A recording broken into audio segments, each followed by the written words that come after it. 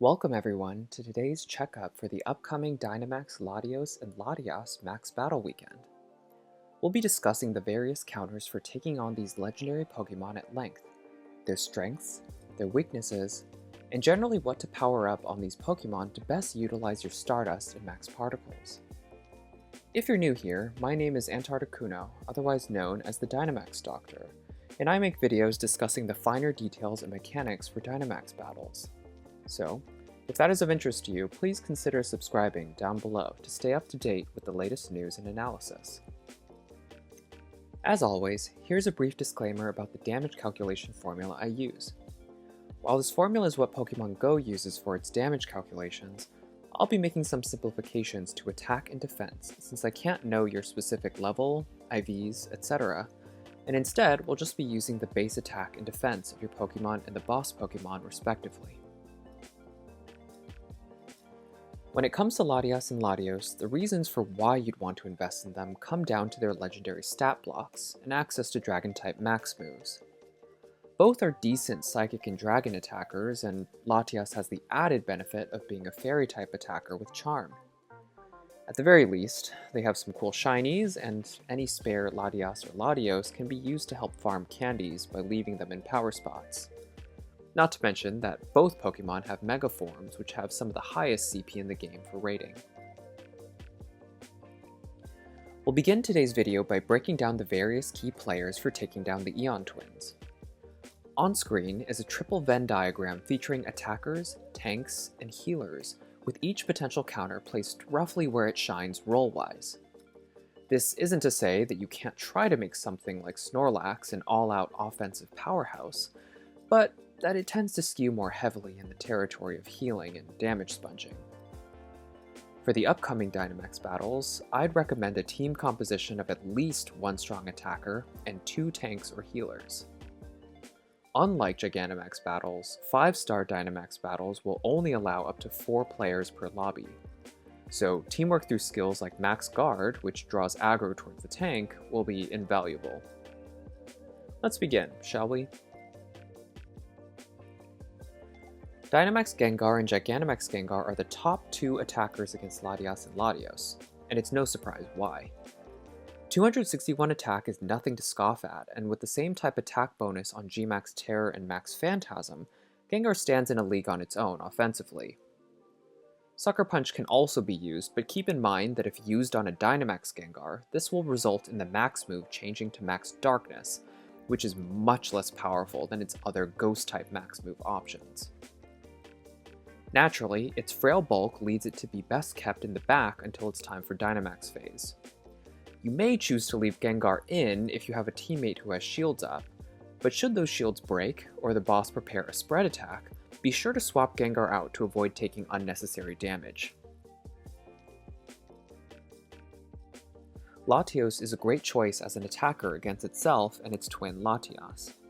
While it does require a lot of candy, which can be a difficult undertaking for a legendary Pokemon, investment in Max Wormwind results in damage that exceeds that of Dynamax Gengar. Furthermore, it possesses solid bulk for an attacker, able to resist most incoming attacks. Be wary though of Outrage from opposing Latias, as well as Solar Beam from Latios, as these are some of Latios' weak areas damage-wise. Urshifu-Dark can be a good option attacking-wise for those who have put in the effort to evolve a Kubfu. While still outclassed by Dynamax Gengar and Latios, Urshifu-Dark sports a solid attack stat in 254 and great damage with Max Darkness. It's a bit more frail than Latios and thus cannot take too many attacks, its fighting weakness cutting into the resistances afforded to it by its dark typing. If only Urshifu-Dark were a mono dark type, I say. Please consider the following before deciding to power up this Pokemon. Urshifu has a Gigantamax form that has yet to be announced in the game. If Urshifu becomes available via Gigantamax raids, it might be better to save your candy on this one and power up its Gigantamax form once it becomes available. Hatterene is a solid budget option for players. It sports solid offensive power with Max Starfall, and tanks surprisingly well due to its Psychic and Dragon resistances. In order to use Max Starfall, however, Hatterene must choose the Fast Attack Charm, which has a slow cooldown period of 1.5 seconds. This isn't a death sentence, but this may make dodging more difficult. Lastly, Hatterene does possess an unreleased Gigantamax form, so consider that when weighing your options for an attacker and whether you have the candy to spare. Latias is one of the Pokemon on this list that can function in a variety of roles. Its stat block lends itself to bulkiness and tanking. A defense stat of 246 is not to be trifled with, and coupled with its psychic and elemental type resistances, means it can tank well against itself and its twin, Latios. Furthermore, with access to both Max Wormwind and Max Starfall, Latias has some great options for damage. This isn't to say that Latios is the perfect pick. It still has some drawbacks, of course. It's not the hardest hitter in the bunch, nor the tankiest, leading it to be outclassed in both categories by Pokemon that are more specialized in those roles. Latias will also require tons of candy, which can be expensive to obtain. Metagross's attack and defense stats are both solid, leading it to be useful as either an attacker or a tank. It gets access to the super effective Max Flutterby by way of Fury Cutter, only held back by its lack of same type attack bonus on the bug type move. Metagross also possesses a resistance to Dragon and Grass, as well as a double resistance to Psychic, leading it to be one of the premier tanks for these upcoming battles. While not as rare of a spawn as legendary Pokemon, Metagross does suffer at times from a lack of available candy outlets. So if you want to use Metagross this weekend, be sure to stock up on candy, as you'll surely need it. Zacian is a fantastic choice for both offense and defense. While its attack stat practically breaks the scales with its enormity, its defense stat is also higher than many other conventional tanks in the format. As such, you can see that Zacian can deal impressive neutral damage through its Behemoth Blade attack, while simultaneously bodying most attacks from the Eon Twins. In this case, Zacian's Fairy and Steel typing are key here as they provide resistances to Psychic and Grass, alongside a double resistance to Dragon. If you were able to raid Zacians during GoFest this year and you have enough candy to power up its attacks, this should be a no-brainer pick for your team.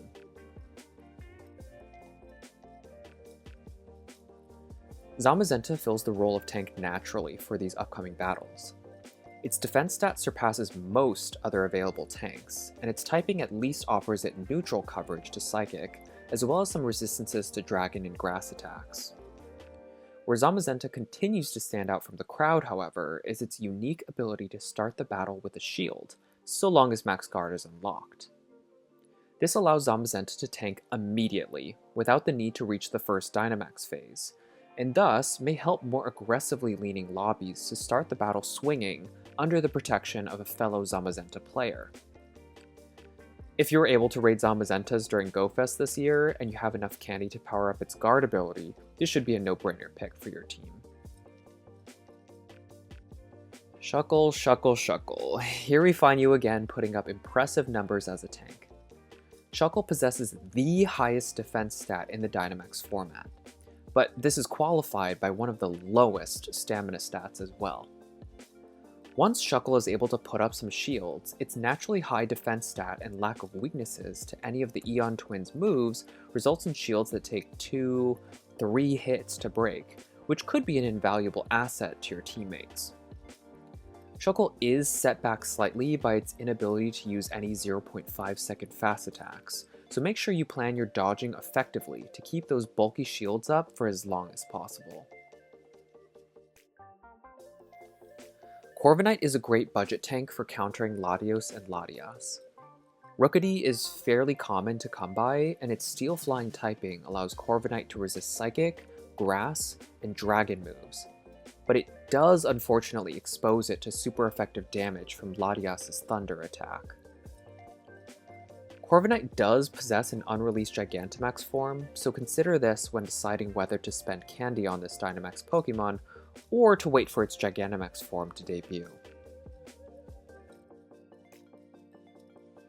Gigantamax Lapras is the hardest hitting Ice-type attacker, while also being one of the better healers in the format, giving it a versatile niche against Latios and Latias.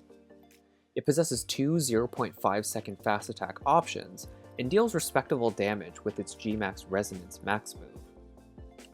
And while it doesn't tank particularly well due to its low defense stat, it can drop massive heals using its 277 stamina stat.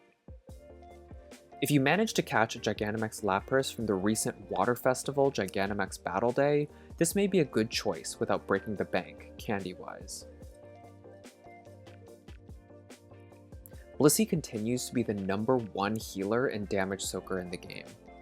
496 stamina just can't be beat.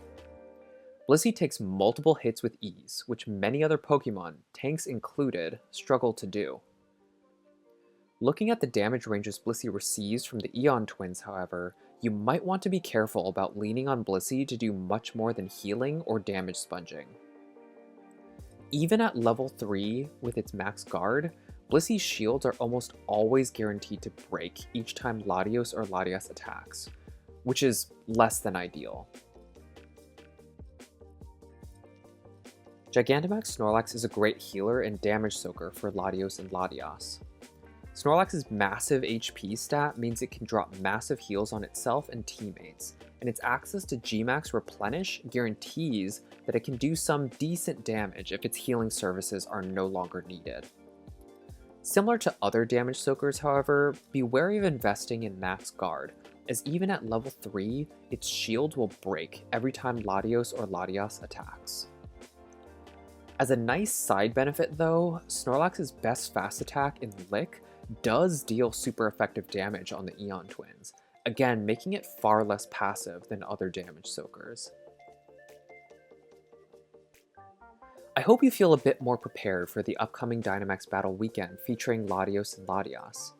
If you learned something new or found anything surprising in today's video, drop a comment below. And don't forget to like and subscribe while you're at it. Till next time, friends.